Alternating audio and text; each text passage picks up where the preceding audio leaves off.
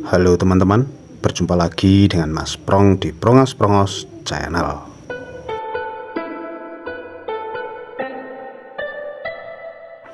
Pada kesempatan kali ini saya akan membahas permainan catur antara Grandmaster Magnus Carlsen melawan Grandmaster Alireza Firouzja. Partai ini terjadi pada final turnamen Chessable 2024. Masih sangat hangat teman-teman. Pada beberapa turnamen ini sebelumnya, Alireza selalu masuk grand final, tapi tidak pernah menjuarainya. Lalu, apakah di grand final kali ini Alireza bisa mengalahkan Magnus Carlsen? Sebelumnya, mari kita kenalan dulu dengan Alireza. Pria ini berkebangsaan Prancis dan Iran, dua keluarga negaraan. Ia lahir di Iran pada 18 Juni 2003. Sejak 1 Desember tahun 2021, ia berada di peringkat kedua FIDE World Ranking, sekaligus menjadi orang termuda dengan perolehan Elo Rating 2800. Tentunya hal ini mengalahkan Magnus Carlsen. Oke, langsung saja ke permainannya. Alireza hitam, Magnus Carlsen putih. Magnus memulai dengan pion G3 dibalas hitam D5. Putih kuda F3 dibalas hitam pion G6. Ada yang tahu ini pembukaan apa? Ya, ini pembukaan King's Indian Attack. Lanjut, gajah putih ke G2 mempersiapkan rokade pendek. Dibalas hitam gajah gelap ke G7. Kini pion putih ke D4 dibalas hitam ke F6. Pion putih menantang pertukaran dan pion hitam C memperkuat pion hitam D. Lalu putih rokade pendek dan hitam pun sama, rokade pendek. Lanjut putih kuda ke C3 dan hitam pion D memukul pion C. Pion putih E4 dibalas hitam pion B5. Lanjut menteri putih memberi dukungan terhadap pion E ke E2 dibalas pion hitam ke A5. Benteng putih menggantikan peran menterinya, memposisikan diri sejajar dengan menteri hitam, dan kuda hitam ke D7. Pion putih D menantang pertukaran, dan setelah dimakan oleh hitam, pion putih tidak kembali memakan, ia malah mengancam kuda hitam.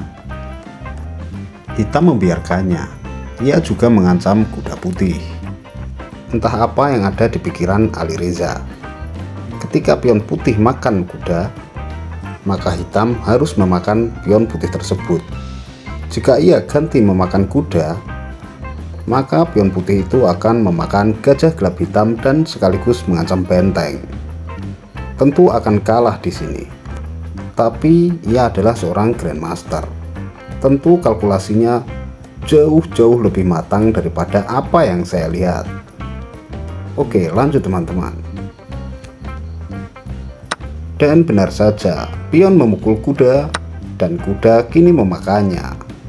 Kuda putih lolos dan gajah terang hitam baru mengancamnya. Sampai di sini, Alireza kalah 1 perwira. Kuda terancam, ia didukung oleh pion A. Lalu hitam menukarkan gajah dengan kuda. Setelah gajah hilang, kini pion putih E6. Disusul kuda putih D4, memberi dukungan terhadap pionnya di B5 dan menekan pion hitam E, sekaligus bisa ke C6 untuk mengancam menteri hitam. Setelah pion hitam A4, benar saja kuda mengancam menteri di C6. Dan menteri pun kabur ke B6, menekan pion di B5 sekaligus memposisikan diri di garis diagonal raja putih. Kuda putih makan pion B4, dijawab hitam makan pion B5. Gajah gelap putih melindungi kudanya, dijawab kuda hitam ke D7. Gajah putih menantang pertukaran, kuda hitam ke C5, persiapan ke B3. Pion putih kini ke H4, dan ya, kuda hitam ke B F3. Coba lihat posisi ini teman-teman. Kuda hitam mengancam benteng putih. Gajah hitam dan gajah putih saling bertatapan, dan gajah terang putih berada di diagonal benteng hitam, hanya terhalang satu pion. Artinya, jika salah perhitungan sedikit saja, kehilangan satu perwira di permainan menuju ending game adalah sebuah musibah. Sehingga Carlsen ia lebih memilih mengadu gajahnya. Setelah saling memakan, Menteri E5 skak, pion F menutup. Menteri memukul pion E6, dibelas hitam memukul kuda putih. Sampai di sini kekuatan perwira sama-sama kuat ya teman-teman. Hitam dengan satu menteri, dua benteng dan satu kuda. Sementara putih, satu menteri, dua benteng dan satu gajah.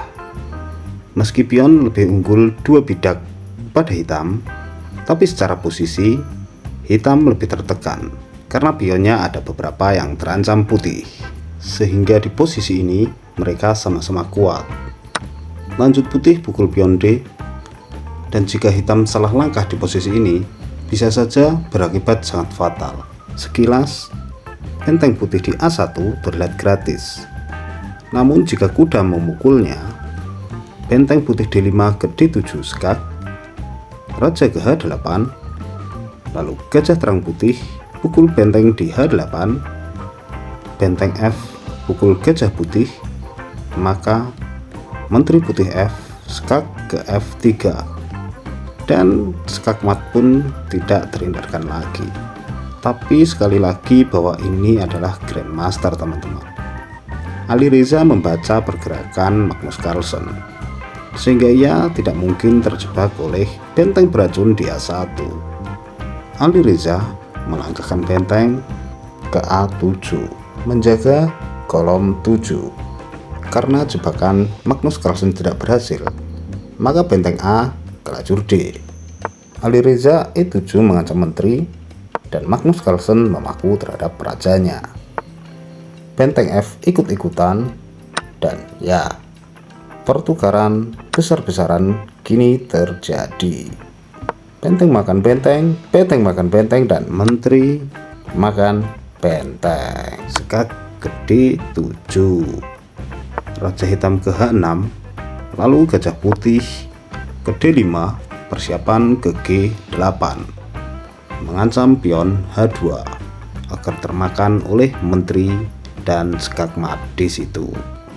Tentu Alireza paham akan hal itu, sehingga ia menteri skak ke E1, raja pergi ke G2, lalu kuda Ali ke D2. Sampai di sini, jika putih memaksakan gajah ke G8, maka hitam ke F1 skak. Satu-satunya jalan buat raja putih adalah ke H2, dan kuda ke F3 adalah skak mat. Oleh sebab itu, maka Magnus Carlsen menteri ke A7, melindungi pion F2 dan membiarkan gajahnya tetap di diagonal yang sama. Menteri hitam ke E5 mengancam gajah, lalu menteri putih melindungi, sekaligus mempersiapkan diri ke F8 untuk melakukan skak. Hitam menyadari, lalu ia melangkahkan raja ke G7. Menteri putih A5 menyerang pion, dan pion hitam maju. Putih memakan, dan pion hitam melindungi kuda. Menteri putih A7 skak, raja ke H6. Menteri kembali melindungi gajah, lalu pion hitam maju ke C2, persiapan promosi.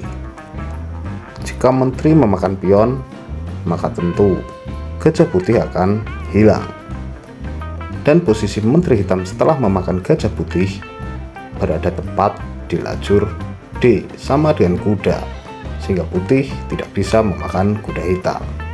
Oleh karena itu, putih memilih skak ke F1, lalu raja ke H5, Dan langkah inilah langkah blunder Magnus Carlsen.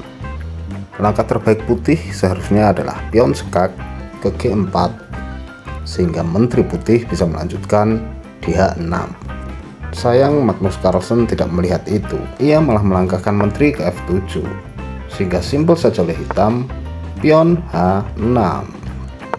Lalu setelahnya Magnus Carlsen Menteri ke D7 dan Magnus Carlsen pun menyerah sampai di langkah ini. Karena jika diteruskan juga sudah percuma saja. Pion sudah pasti promosi menjadi menteri. Dua menteri melawan dengan satu menteri tentu tidak berimbang. Oleh karenanya Magnus Carlsen memilih untuk menyerah. Gimana teman-teman? Ternyata Ali Reza ini bukan kaleng-kaleng. Ia mampu mengalahkan Magnus Carlsen. Meskipun banyak yang bilang bahwa di permainan ini Magnus Carlsen tidak maksimal atau tidak menggunakan semua kemampuannya, tapi menurut saya memanglah Ali Reza yang cukup bagus, tampil dengan performa yang maksimal dan sempurna. Oke, satu pesan yang dapat diambil adalah jangan sekalipun meremehkan walau hanya dengan sebuah bidak. Karena jika sampai pada masanya, bidak itu bisa menjadi satu perwira yang mematikan. Kaisang Pangarep. Baiklah teman-teman, sampai di sini dulu video kali ini. Kurang lebihnya mohon maaf yang sebesar-besarnya. Mohon kritik, masukan, dan sarannya. Terima kasih sudah menonton dan wassalamualaikum warahmatullahi wabarakatuh.